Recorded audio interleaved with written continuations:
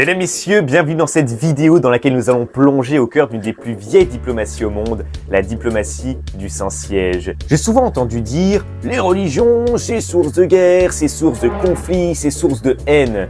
Si nous savons aujourd'hui que les causes religieuses des conflits ne représentent plus que 7% des guerres, il reste à démontrer pour une religion chrétienne qui prêche l'amour et la paix, quel est son véritable impact pour la paix dans le monde. Et je vous propose d'étudier cette question à travers l'une des plus vieilles diplomaties au monde, la diplomatie du Saint-Siège. Alors en quoi la diplomatie du Saint-Siège est-elle une diplomatie unique au monde? C'est ce que je vous propose d'étudier maintenant sur Enquête de foi.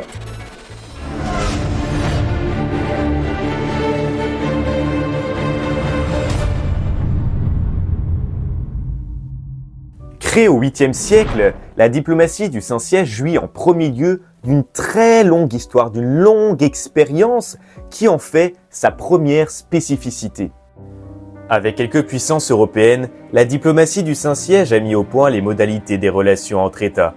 Dans les États italiens au XVe siècle, les nonces apostoliques, envoyés du pape, créaient la fonction d'ambassadeur, c'est-à-dire le fait d'envoyer un résident permanent auprès d'un chef d'État.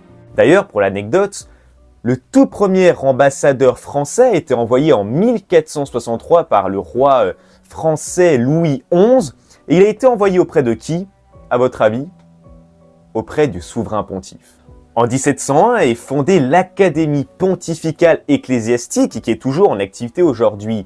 Surnommée l'école des nonces, elle va former les prêtres les plus talentueux à la fonction de diplomate, à la fonction d'ambassadeur. Les élèves de l'Académie, 40 prêtres originaires de 25 pays en 2021, sont tous des prêtres qui remplissent 3 conditions.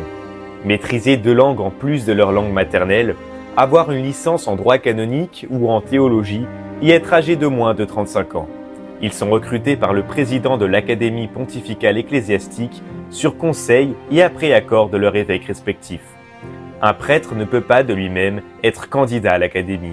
De grands papes tels Pie XII, Jean XXIII et Paul VI y étudièrent comme de nombreux secrétaires d'État.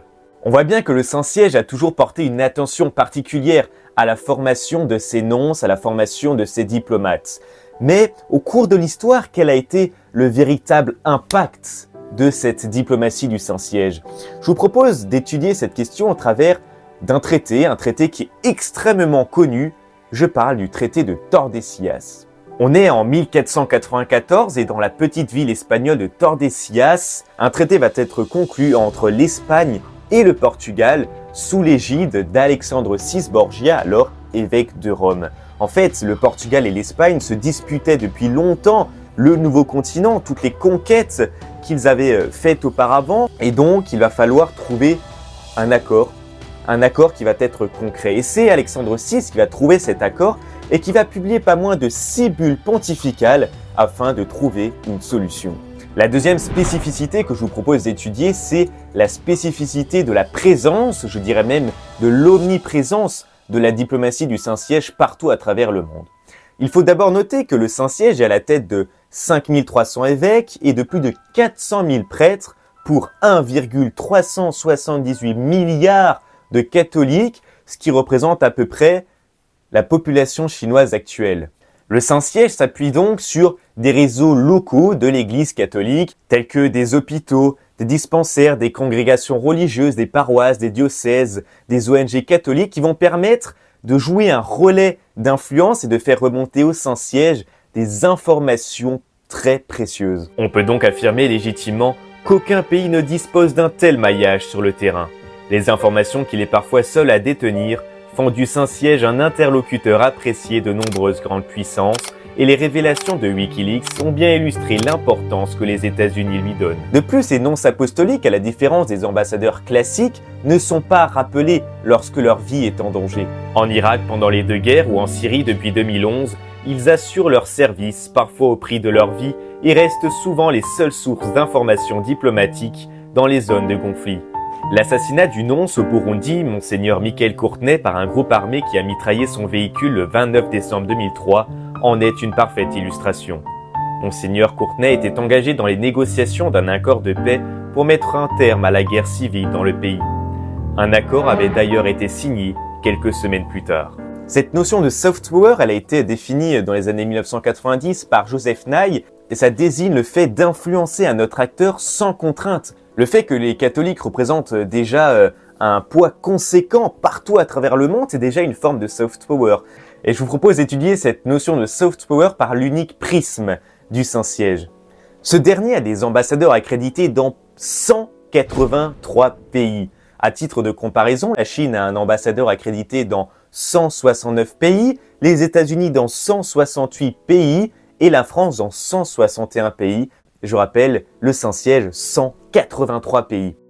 De plus, il est également présent auprès de grandes institutions telles que l'Organisation des Nations Unies, auprès de l'ONU, de l'UNESCO, de grandes institutions qui font aussi du Saint-Siège un puissant relais de soft power. Enfin, le dernier élément de soft power du Saint-Siège, ce sont les visites apostoliques du pape. Une anecdote surprenante est par exemple de savoir que le Vendredi Saint est férié à Cuba, un pays profondément communiste depuis Fidel Castro, et ce, depuis une visite de Benoît XVI sur l'île. Cela montre bien l'aura qu'a le pape partout à travers le monde. Alors pour remettre un petit peu dans le contexte, je vous ai dit avant que le Saint-Siège avait été créé au 8e siècle. Et du 8e siècle jusqu'à la fin du 19e siècle, le Saint-Siège va être à la tête d'un vaste territoire que l'on va appeler les États pontificaux. Avec l'unification italienne, le Saint-Siège va perdre sa souveraineté sur ce vaste territoire et il va se retrouver bloqué, il va se retrouver prisonnier, pour reprendre les termes du pape de l'époque, au sein du petit territoire du Vatican. Et c'est ce que l'on va appeler la question romaine. Le 11 février 1929, au Palais du Latran, l'Italie de Benito Mussolini et le Saint-Siège signent un traité et un concordat réglant les questions politiques, financières et religieuses en suspens depuis 60 ans.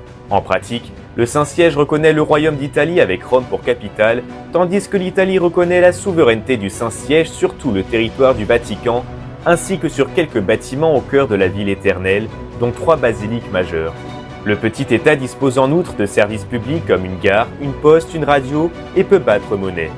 Le pape est reconnu comme chef temporel de l'État de la Cité du Vatican, détenteur du pouvoir exécutif, législatif et judiciaire. Le Saint-Siège retrouve ainsi une assise territoriale reconnue qui lui permet de mener à bien sa mission sur la scène internationale. L'article 24 de ces accords stipule que, je cite, « Le Saint-Siège déclare qu'il veut demeurer étranger aux compétitions temporelles envers les autres États et aux réunions internationales convoquées pour cet objet, à moins que les parties en litige ne fassent un appel unanime à sa mission de paix, se réservant en chaque cas de faire valoir sa puissance morale et spirituelle. En conséquence, la Cité du Vatican sera toujours et en tout cas considérée comme un territoire neutre et inviolable. » En fait, comme le répétait encore le cardinal Thoran, le cardinal Jean-Louis Thoran, qui est d'ailleurs un cardinal français, le Saint-Siège est une puissance morale. En fait, la motivation de la diplomatie du Saint-Siège, c'est le bien commun, ce que Paul VI résumait par la formule « l'Église experte en humanité ». Au nom de cette expertise, le Saint-Siège va caler ses recommandations dans quelques principes propres à servir ce bien commun. De plus, le fait qu'elle soit neutre et à la tête d'un tout petit État, ça lui permet de formuler des critiques objectives. Si de grands pays tels que les États-Unis ou la France sont assez limités sur de tels sujets parce que les industries polluantes rapportent une grosse part du PIB national, le Saint-Siège, lui, peut formuler des critiques objectives sur des sujets tels que l'environnement ou l'immigration, qui sont des thèmes très chers au pape actuel, le pape François. Le pape, par exemple, peut dénoncer sans aucune pression les dérives environnementales, et c'est ce qu'avait fait le pape François en 2015 en écrivant son encyclique Laudato Si. Et puis, bien sûr, il y a la recherche inlassable de la paix. Au final, la paix, la recherche de la paix, c'est quand même un des principes premiers de la diplomatie. Dès 1914, Benoît XV avait dénoncé la barbarie de la Première Guerre mondiale dans son encyclique Ad Bitissimi Apostolorum Principis. Et il avait demandé, en vain certes, des négociations pour trouver à nouveau des solutions concrètes entre les différents partis.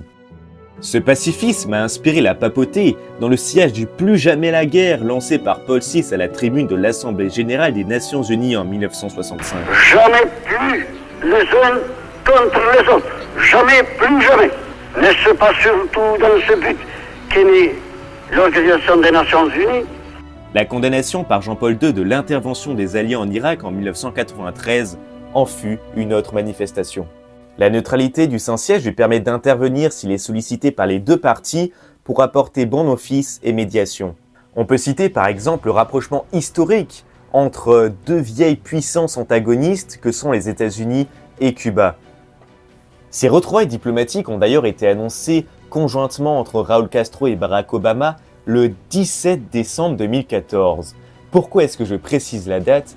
Je précise la date parce que ce 17 décembre, c'est la date d'anniversaire du pape François. Un joli clin d'œil à la diplomatie secrète du Saint-Siège.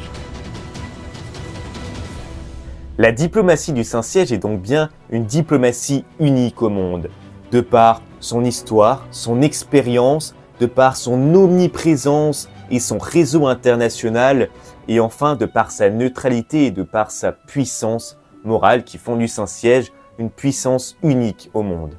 Néanmoins, et c'est là-dessus que je terminerai, il me fut assez difficile de mesurer l'impact concret parce que, par définition, la diplomatie est un travail de l'ombre et donc c'est pas facile de mesurer l'impact concret sur le terrain.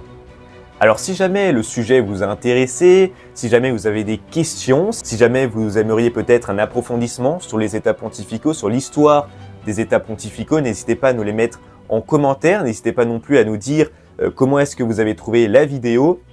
Surtout, vous n'oubliez pas de vous abonner, de lâcher le like, de partager la vidéo, ça c'est cool aussi, de partager la vidéo. Et on se retrouve d'ici quelques semaines pour une nouvelle vidéo. Vive Jésus!